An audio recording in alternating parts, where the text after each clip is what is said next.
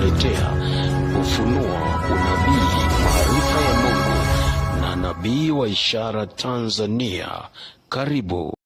Haleluya! Wakazi wa Dar es Salaam, je, umewahi kusikia kuhusu nabii wa ishara Tanzania?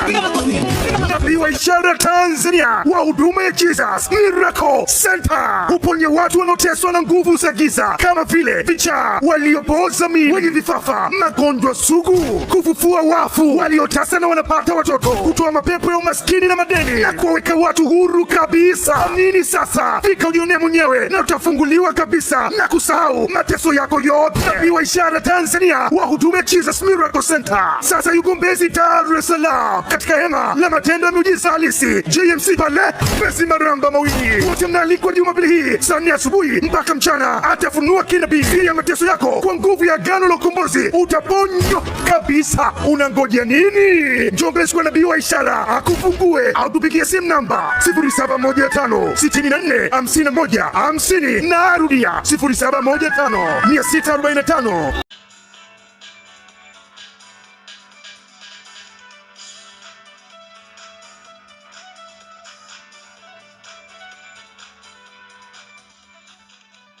Halo, karibu tena katika vipindi vyetu vya kila mwezi ambavyo tumezoea kwa ajili ya masuala ya unabii kutoka ofisi kuu ya masuala ya unabii ya taifa ya nabii wa ishara Tanzania, ambaye Mungu amemweka katika taifa hili kuwa ishara kwa taifa na mataifa mengine, kama zawadi kwa taifa letu, ambaye Mungu amempa nafasi ya kuweza kuyanena mafumbo ya Mungu na kuyafunua na kuyafanya yawe dhahiri machoni pa watu, na kila mtu akabaki anamshukuru na kumtukuza Mungu. Ni nabii wa ishara Tanzania, ninakujia tena moja kwa moja katika mwezi huu sasa wa 5 tarehe 2 sasa ninapoleta unabii huu usiku huu wa tarehe 2 mwezi wa 5 2026, mahala ambapo Mungu anakwenda kunena mambo mazito ambayo yatatusaidia kuweza kumulika na kujua nini kinakwenda kutokea. Na mwezi huu yapo mazito yanakwenda kutokea. Tega sikio ukaweza kuyasikia.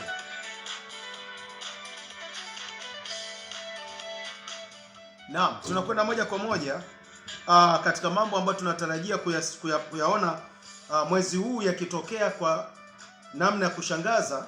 Kwanza ni washukuru wale wanaosimama na hii madhabahu kwa sadaka zao, yani wale wanaolelewa na hii madhabahu, watoto wa Mungu walio hai, wenye kuguswa na mambo ya kweli na mazito ya Mungu toka taifa la Tanzania. Mbarikiwe sana wa Tanzania ambao mpo katika madhabahu hii kwa ajili ya kuhakikisha kazi za mambo ya kinabii na shughuli zingine za kuokoa maisha ya watu kupitia ofisi ya unabii Tanzania yanafanyika vizuri bila shida yoyote. Na niwashukuru pia mlioko mataifa mengine kule ambapo mmeweza kujiunga na sisi, kutoka kule Zambia, kutoka kule Uingereza, kutoka kule Marekani. Sasa Marekani tuna zaidi ya mtu mmoja sasa, na kutoka kule Sweden, kutoka sasa China, na kutoka Bahrain na mataifa mengine kama kuna ambaye nimesahau. Hayo ndio mataifa ambayo nakumbuka. Tuna watoto wa Mungu wanaosimama na hii madhabahu kwa ajili ya kulelewa na kuongozwa katika mambo yao ya maisha. Shukrani kwa Mungu nilizonazo ni kuwa watu hao tangu wanaanza kuongozwa katika hiyo madhabahu wamemwona Mungu kwa kiwango kikubwa. Ikiwa na wewe unataka ujiunge katika madhabahu hii kwa ajili ya kupata taarifa za kila mwezi kwenye familia yako, yani uwe nabii wa familia yako, unaweza ukajua lolote linaloendelea kwenye familia yako mapema kabla wao hawajaona au kabla wao hawajashuhudia, ni kujiunga tu na hii madhabahu kwa kuchangia kila mwezi sadaka yako ili kazi ya Mungu iendelee. Utapiga simu namba 0715645150. Utaungwa moja kwa moja na watu walioko Tanzania na mataifa mengine kwa ajili ya kusimama na hii madhabahu. Utapewa taratibu namna gani unaweza ukaunganishwa, kwa sababu hatuungi kiholela. Tunaunga watu ambao kweli wanataka mabadiliko ya maisha yao na wanataka wamuone Mungu katika viwango ambavyo vinaridhisha. moja kwa moja katika taifa la Tanzania, mwezi huu ni mwezi ambao taifa letu linaingia katika majira ya saba, ambayo majira hayo ya saba yanakwenda kuleta matokeo na matukio ya kushtua na ya kushangaza kama ambavyo ninakwenda kuyanena hapa. Na mimi ni nabii wa ishara Tanzania, mtabiri wa mambo ya taifa, mataifa pamoja na mambo ya maisha ya watu. Kama nilivyojaliwa na Mungu ndivyo ninavyoleta hapa, na Mungu ndiye atakayekwenda kuyafunua. Asante kwa sababu unakwenda kutazama na kwenda kusikia mambo ambayo hayajatokea, na yatakapotokea wewe unayetazama utakuwa shahidi. Kumbuka, mambo haya ninayosema hayakuhusu wewe ambaye huyaamini mambo ya kinabii. Wewe yakuhusu kabisa. Unaweza ukaendelea kwenda kuangalia mambo mengine, lakini wale tu wanaoamini mambo ya kinabii ni kweli na yanatokea, wewe karibu sasa uende ukashuhudia yanayokwenda kutokea. Jambo la kwanza kabisa ambalo linakwenda kutokea la kushtua ni CCM, chama cha CCM na Chadema kitashuhudia mambo makuu mawili mwezi huu. Wote watashuhudia msiba, kila mmoja atashuhudia kuna msiba unakwenda kutokea kwenye vyama hivyo viwili, alafu wote hawa watashuhudia mambo ya kugombana ama kusigana katika masuala ya kisiasa. Hayo ndio mambo ambayo yatakwenda kutokea, nimeyaona na yatakwenda kutokea, mtayasikia. Na usisahau, mwezi uliopita nilitabiri katika unabii huu ambao unaendelea hapo kutrend. Unaweza ukaona nilitabiri juu ya nini kitakachompata Trump. Nilisema Trump yuko katika majira ya hatari ya kuuawa kabisa, na wakifanya mchezo anaweza kauawa. Nadhani uliona kilichotokea katika unabii mwingi uliotoa ambao umetokea kabisa. Hata Tanzania imetokea, lakini lile ambalo likubwa kabisa lilikuwa ni kuhusu habari ya Trump, ambapo ni kweli wakiwa katika kusanyiko, na nilisema kunaonekana kusanyiko, lakini kunaonekana Trump ataingia katika hatari ya kuweza kuuawa. Akakoswa na mtu aliyevamia ile hafla na kutaka kuuawa. Kwa hiyo ninapoyasema haya mambo usidhani ni utani. Angalia video hiyo ya mwezi wa 4 utaelewa ninachokisema, kama wewe ni mgeni wa haya mambo. Na sijaanza leo. Huu ni mwaka sasa unakwenda, naona sijui ni wa 7 tangu nimeanza kutabiri. Na CCM nimesema kama nilivyosema wataface msiba, na Chadema wataface msiba. Lakini kuna roho ambayo nimeiona ya ajali ya kuvizia kundi la watu. Yaani watu watakao kuwa katika makundi ama safari ama katika jambo lolote kwenye makundi, wawe wanamuomba Mungu sana mwezi huu. Kuna makundi yatakao kwenda, kuna kundi litakalo kwenda kupatwa na ajali, aidha wako safarini ama wako katika jambo fulani. Naomba waombe sana, kwa sababu ni jambo ambalo linaonekana hapa linaweza likatokea. Lakini roho ya upinzani juu ya upatanisho wa makundi yanayosigana itainuka. Yaani kuna upatanisho fulani hivi. Yaani ni mwezi huu ni mwezi wa upatanisho. Kuna makundi yatakuwa yanataka kupatanishwa, lakini hapo kutakuwa kunainuka roho ya kupinga na kukinzana kwamba hatutaki. Upatanisho kwenye familia ama kwenye masuala ya kidini ama kwenye masuala ya uongozi wa kitaifa, utaona mambo yatatokea. Lakini kuna ishara ya kuugua kwa kiongozi, na anaweza akalazwa huyo kiongozi ambaye ni kiongozi mkuu katika maeneo mawili. Anaweza kasikika anaonekana katika upande wa siasa ama serikali na upande wa kidini. Mtu ambaye ataugua afu atalazwa, na inaweza ikapelekea msiba pia. Inaona kabisa kwamba utatokea hivyo. Lakini kwa nini nasema inaweza ikapelekea msiba? Lakini uhakika wa kuugua umeonekana. Sasa wanaweza ukamwomba Mungu akaghairi. Ndio maana yake natoa hiyo nafasi wakaghairi. Lakini wasipo muomba Mungu kwa kina, kuna msiba kwa ajili ya mtu ambaye ataugua, atalazwa, alafu itatokea hilo tukio. Kuna haki ya mtu aliye kizuizini kwa muda mrefu kwa makosa itatolewa mwezi huu. Yaani ni mwezi wa majira ya haki kwa mtu ambaye alikuwa kizuizini, ambayo kwa muda mrefu anaitafuta haki yake, inaonekana itatolewa. Zanzibar kuna roho ya ajali ambayo itaonekana, na ajali hizi zinaweza zikasababisha vifo, lakini si nyingi, ni chache sana, lakini inaonekana zikitokea itasababisha vifo. Simnaelewa vizuri, si nyingi ila ni chache, ila zikitokea zitasababisha vifo. Ajali ipo, roho ya ajali ipo, ambapo iko kwa mbali, yani hapa karibu hapa haionekani, lakini kule juu inaonekana. Na maeneo ambayo yataguswa na hizo ajali ni mikoa yenye majina A na S kama Arusha, Songea, Shinyanga, Singida. Maeneo kama hayo yatakumbwa na hiyo matukio inayoonekana ya ajali. Lakini maeneo mengine ambayo yanafuata kwa mbali kidogo ni maeneo ya D, M na kama vile Dar es Salaam, Dodoma, Morogoro, Mwanza, Mbeya kunaonekana safari alafu mauti. Sasa inaonekana safari na mauti, ambayo inamaanisha safari ikipatwa mauti manake nini? Manake ni ajali. Yaani safari alafu mauti. Yaani kuna watu watakuwa safarini alafu mauti. Sasa sijui wanafia safarini bila kuugua au bila nini, lakini ndio manake nasema ni roho ya ajali. Zanzibar nimeona kuna dhoruba inayogharimu maisha ya mtu kuugua na kugharimu fedha, na inaweza ikahusisha pia tuhuma kumhusu mtu mwenye jina ama kiongozi, na nimesema na pesa itagharimu. Kwa Tanzania mvua itakwenda kuongezeka katika maeneo ambayo zaidi yatakuwa yameguswa na hesabu hii ya majira ya mwezi huu. Kutakuwa na mvua nyingi katika maeneo ambayo yataguswa na hesabu ya majira ya mwezi. Yaani inaonekana maeneo mengi kwenye nchi kutakuwa na mvua. Achana na mvua hii iliyopita. Sasa hii ni mvua nyingine ambayo inaweza, na hii itagusa Kenya na Tanzania, inaweza ikasababisha pia hata mafuriko. Nasema itaweza kusababisha mafuriko kwa sababu inaonekana makusanyiko na kuweza kuleta ajali. Sasa ajali ya mvua itakuwa ni ajali gani? Sikiliza, habari hizi ni nzito sana na ni ngumu kuzielewa kirahisi, lakini kila ninaposema yamekuwa yanatokea. Kuna watu wameuliza kuhusu habari, wanataka kujua kuhusu habari ya mpira, na mmegundua kila ninapotabiri inakuwa ndivyo. Sasa najua timu hizi zitakazocheza tarehe 3 nini kitatokea, lakini sitasema kwa kuwa nimegundua kuna watu hawana shukrani. Na kwa sababu hawana shukrani sitasema.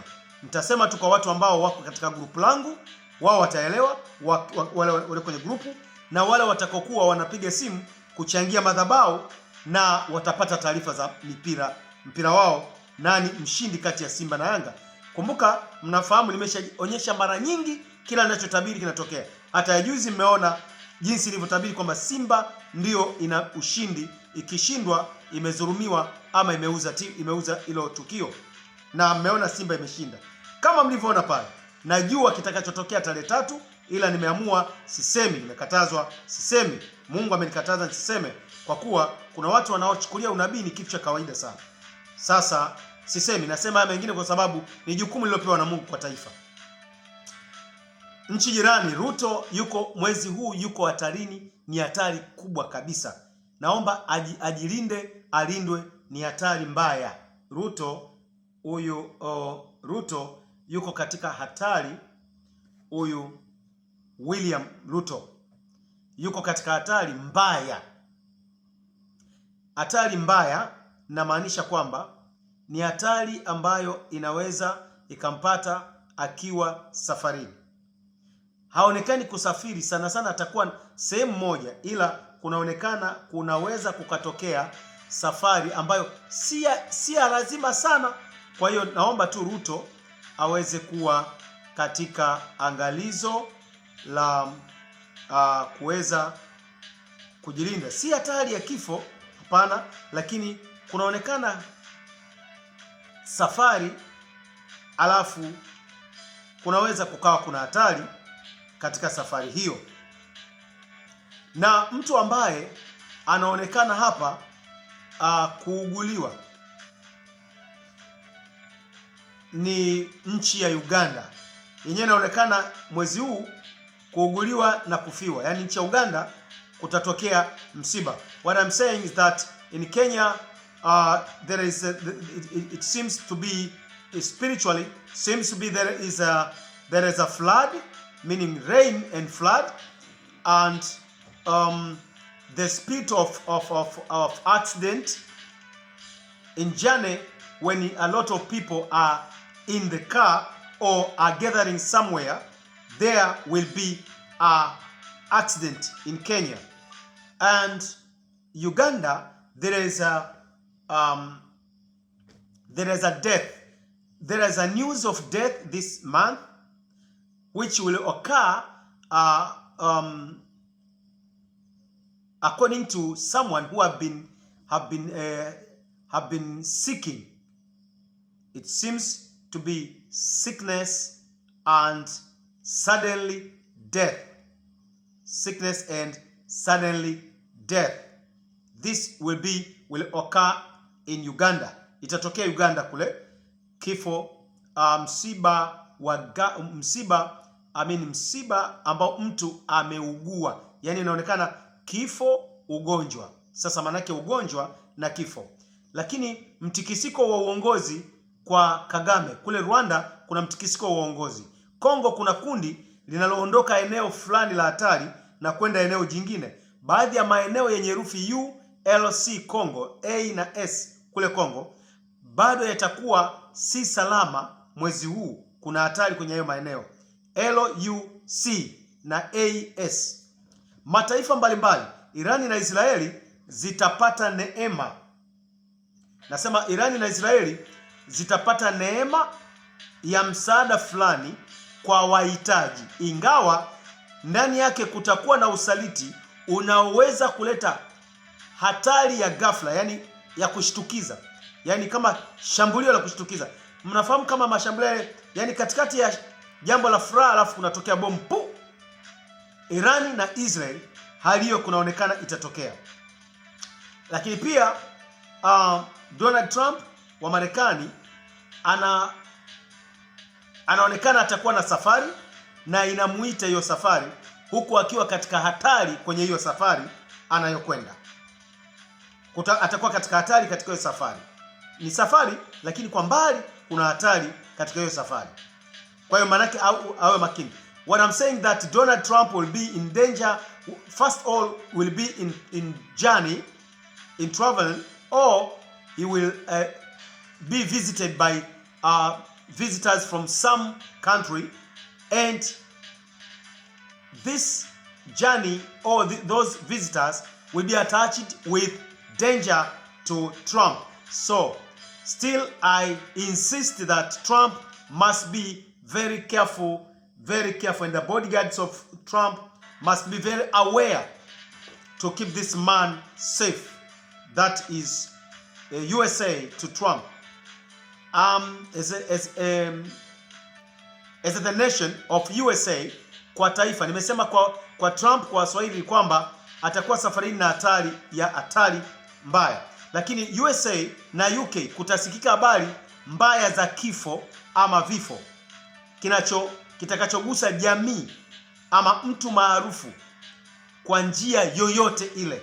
Yani msiba unaonekana USA na msiba unaonekana UK, na mataifa yote yenye jina kama vile China na yenyewe itapatwa na hayo.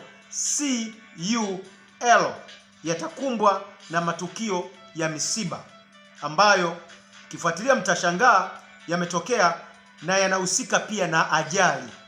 Pamoja na wale watu maarufu itakuwa ni magonjwa au ajali. Yani msiba, magonjwa, ajali ndio roho zinazosimama katika mataifa hayo, CLU.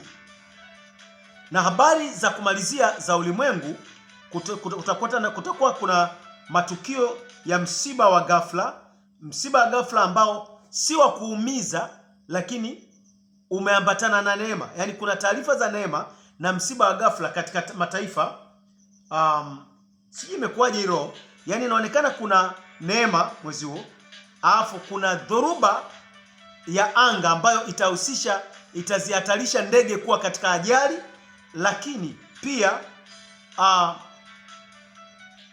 msiba unaweza kuwa wa ghafla unaoambatana na neema.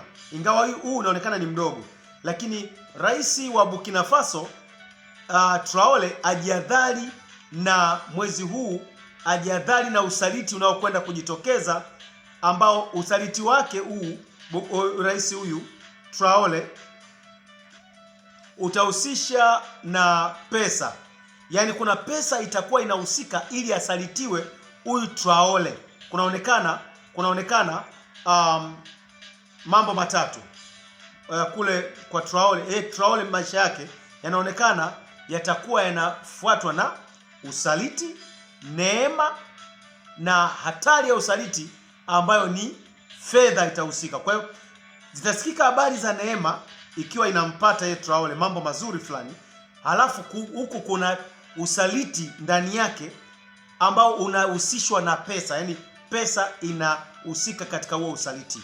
Hayo ndiyo mambo ambayo, lakini kwa ajili ya wale ambao wanataka kujua, ingawa hii huwa mara nyingi sana ni nzuri sana mtu akichangia, unapotuma sadaka yako unapata kujua mambo yote ya familia na mipango yako ya kazi, mambo yaliyojificha ndani ya mambo ya sintofahamu unayajua yote. Huwa ni nzuri zaidi kuchambuliwa kwa kina unapokuwa umetuma sadaka yako kwenye madhabahu, ili upate muda wa kuyajua mambo yako.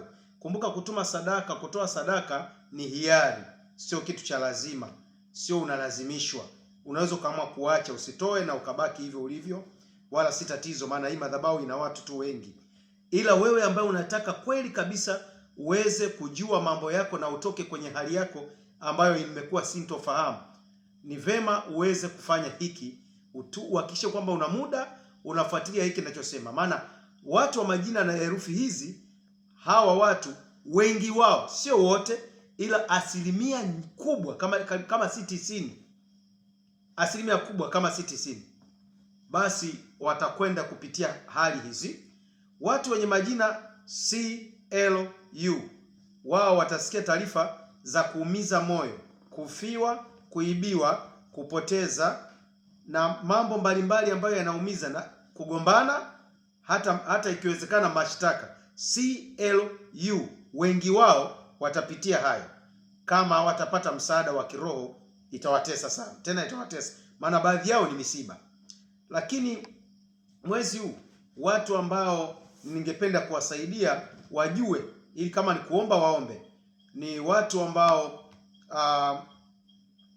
watakuwa katika hatari ya shambulio la kiafya la ghafla. Si wote, bali wengi wao, watu wenye majina ya OF. Chunguza afya yako vizuri, chunguza vizuri afya yako. Hata ukiwa kwenye safari uwe makini katika kumwomba Mungu. Lakini pia watu wa majina hayo ya OF, masuala yao ya mahusiano yatakuwa vitani, watakuwa wanaparaganyika, wanatengana na kuachana ama kupigana, yani kufanyana vitu vya hatari. Si wote, ila asilimia kubwa. Lakini watu wengine ambao watakuwa katika dhoruba sasa ya uchumi, hawa ni miongoni mwao, ni hawa waliosema LCU, uchumi pamoja na mahusiano na afya, yote matatu. Lakini hawa wenye majina haya, majina ya HZQ, mambo ya masuala ya kiuchumi na afya, watajikuta wanagharamiwa gharama wasizozitegemea za pesa kwa ajili ya afya ama kwa ajili ya kulipa kwenye mashtaka, mambo ya madeni haya. HZQ wenye majina hayo, chunga sana. Lakini watu wengine ambao wanapaswa kujua kwa ajili ya tahadhari zao ni wale watu, nazungumzia yale makubwa tu, yako mengi tu madogo naweza nikayasema yakamsaidia mtu, lakini nazungumzia tu ile makubwa ambayo ya tahadhari kubwa. Kuhusu kuugua, watu wa AJS, wao kuugua tu, yani ambako sio lazima kuwe kukubwa sana, watasikia tu kuugua hivi au kuuguliwa, hiyo watasikia AJS. Lakini watasikia pia dalili kama ya nguvu za giza, watu ambao wataletewa hata taarifa za kuambiwa umelogwa. AJS hawa wataletewa hiyo maneno ya wasiwasi. Mungu awabariki sana. Wengine wote mtatumia simu zenu 0715 645150. Mungu ameyafunua kati ya mambo mengi yatakayotokea. Hayo ni machache ambayo yanakwenda kutokea. Ikiwa unataka kuhudhuria, kwenda kuhusika katika kujua mambo mengi zaidi katika maisha yako, katika madhabahu ya kinabii Mbezi hapa Maramba Mawili, LBC Lango la Baraka Jesus Miracle Center, unaweza ukatumia namba hiyo ya simu na ukafika hapo siku ya kila Jumapili. Tuko hapo katika ukumbi wa LBC hapo Jesus Miracle Center na ukafunguliwa kabisa. Nashukuru Mungu kwamba watu wameanza kuja sasa hivi mfululizo na kuona matendo makubwa. Kumbuka pale kansa zinapona, visukari vinapona, matatizo ya vichaa wanapona, kama jinsi ambavyo tangazo unaliona hilo, sio utani, ni mambo yaliyofanyika. Mpaka waliokufa katika hali iliyotata wanafufuka. Sio kwamba ninasema mimi, Biblia imethibitisha na mimi nimeyafanya matukio mawili makubwa ya watu kufufuka. Kwa hiyo sisemi tu, na hawa vichaa waliopona ni wa kutosha. Vichaa tipiko 3 na vichaa ambao wamepona katika mazingira yale ya mtu alikuwa mzima alafu nashangaa pop amepandwa na kichaa. Hao ni wengi. Mmoja wao ni mmoja kati ya wachungaji wa madhabahu yangu ya mkoa wa Tanga, alikuwa amerukwa na akili akapona, akalelewa, sasa ndio mchungaji pale. Kwa hiyo ninapokuambia nabii wa ishara Tanzania ni mtu serious katika mambo ya Mungu, sikutanii. Fika ujionee mwenyewe pale Lango la Baraka. Nabii wa ishara Tanzania, nikiwa sahi usiku huu nikiwa na record na kurusha kipindi hiki tarehe 2 mwezi wa 5. Ninakutakia utazamaji mwema. Nabii wa ishara Tanzania. Kwaheri.